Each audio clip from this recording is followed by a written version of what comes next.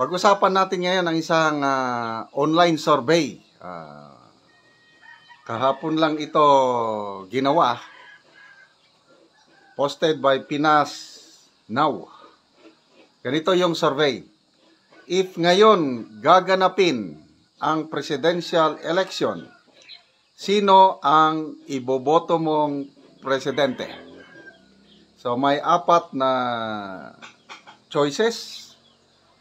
Number 1, Speaker Martin Romualdez. Number 2, Senator Tulfo.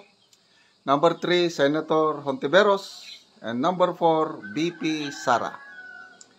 So, sa isang araw pa lang, mayroon ng 33,000 votes.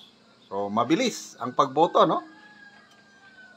So, ito, as of now, ang boto na nakuha ni Speaker Martin Romualdez is only 3%.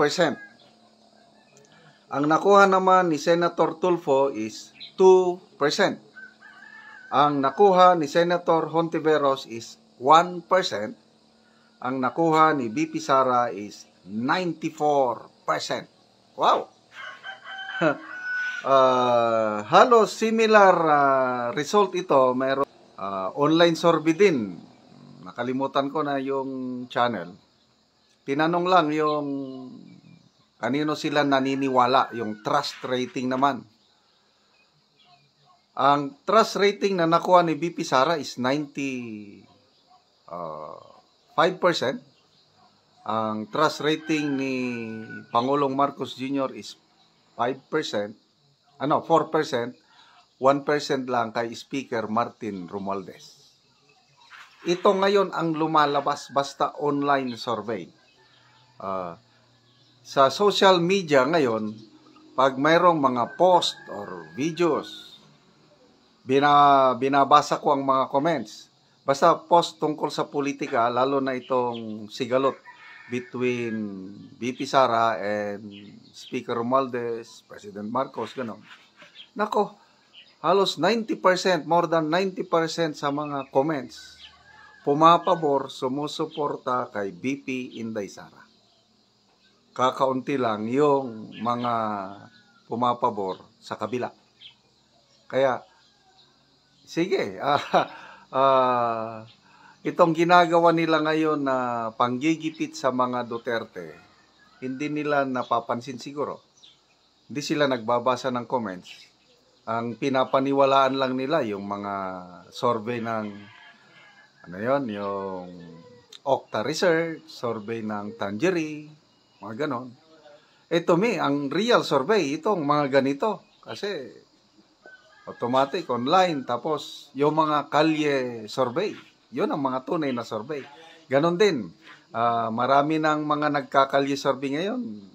Pinagpipili ang mga tao, kanino sila mas tiwala, Marcos or Duterte. Nako po, overwhelming po.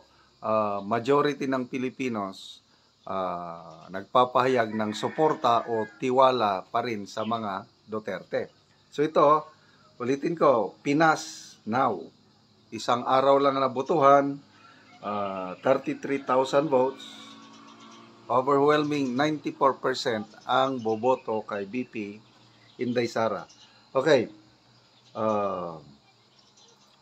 Magbasa tayo sa mga comments.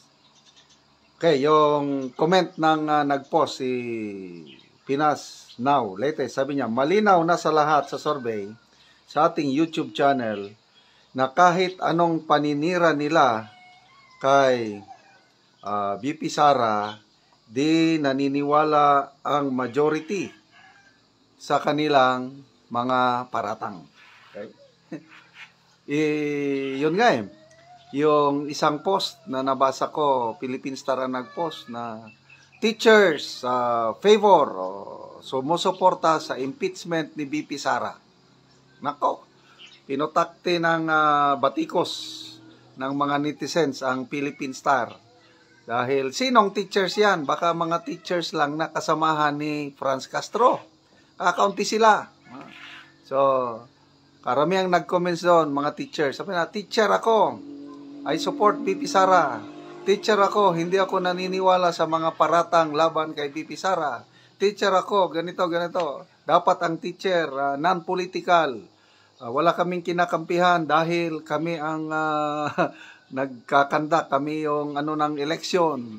Dapat patas kami, hindi kami makialam sa politika. Which is correct.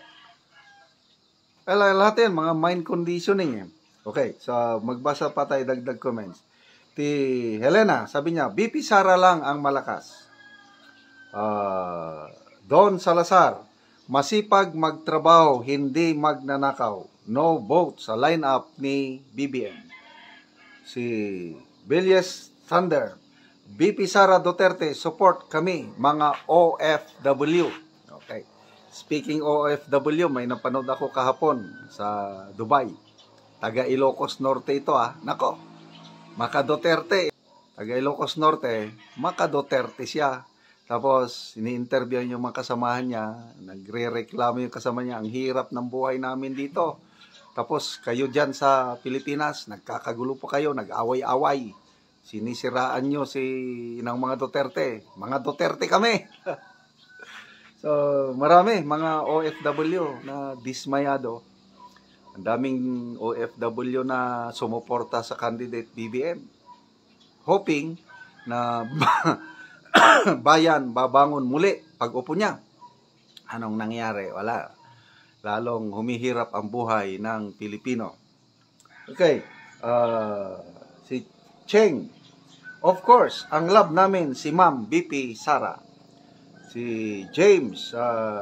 Ngayon, BP Sara tayo, hindi mapagkatiwalaan ang mga mafia katunggali niya. Dang Sigoa. We want leader who have fear in God and love his country like BP Sara. 100% we will support BP Sara to run for president. Betty Escudero. Siyempre, ang aming pinakamamahal na BP Sara Duterte, mabait at matapang, kaya tayong ipaglaban sa kuko ng mga buwaya. Kikita mo talaga kung magsalita si BP Sara. Kita mo yung palaban.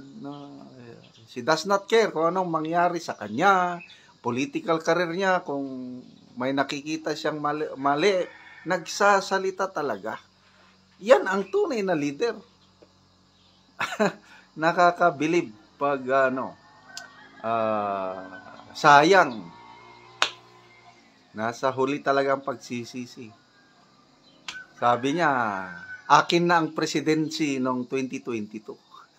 Kasi pinaparatangan siya ng mga young guns ng Congress na atat na daw siyang magpresidente. Kaya sagot niya na, akin na ang presidency noong 2022. Excuse me. Ako ang nangunguna sa lahat ng mga surveys. Kaya lang, give up ko yun.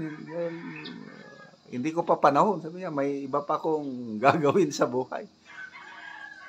Kaya, nakakapanghinayang, Wala sana tayong problema ngayon. Kung tumakbo lang siyang presidente, hindi ganito kagulo ang ating bansa.